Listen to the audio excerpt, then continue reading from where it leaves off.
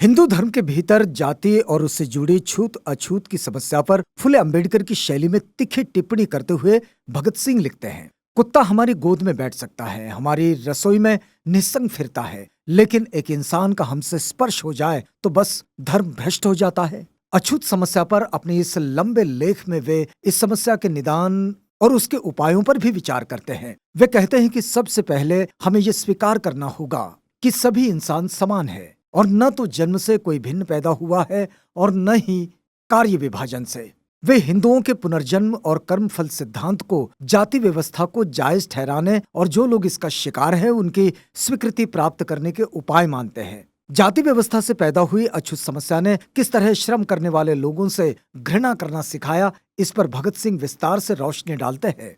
भगत सिंह का मानना था कि इस समस्या के समाधान के लिए जरूरी है कि जिन्हें अछूत कहकर अपमानित किया गया है वे लोग भी खुद को संगठित करके इसके खिलाफ खड़े हो। वे लिखते हैं, ये काम उतने समय तक नहीं हो सकता जितने समय तक अछूत कौमें अपने को संगठित न कर ले।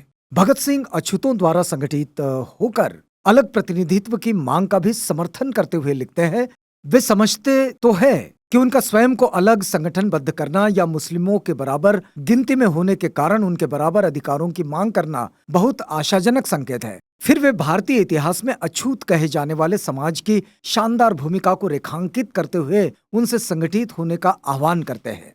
और ये संदर्भ में वे लिखते हैं कि हम तो साफ कहते हैं कि उठो, अछूत कहे जाने वाले असली जन सेवकों तथा भाइयों, उठो, अपना इतिहास देखो। गुरु गोविंद सिंह की फौज की असली शक्ति तुम ही थे।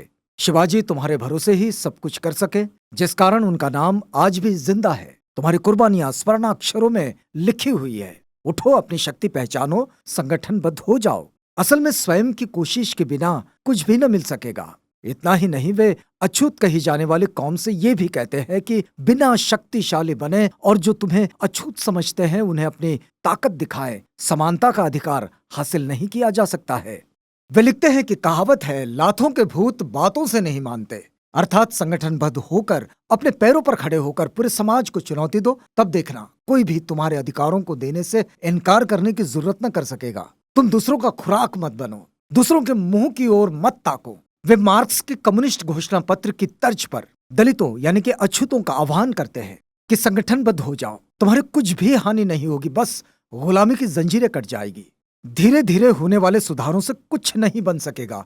सामाजिक आंदोलनों से राजनीति और आर्थिक क्रांति के लिए कमर कस लो। तुम ही देश का मुख्य आधार हो। सोए हुए शेरों, उठो। ये आलेख वरिष्ठ पत्रकार सिद्धार्थ रामू का है, जो हमने उनके फेसबुक वॉल से साभार प्राप्त किया है।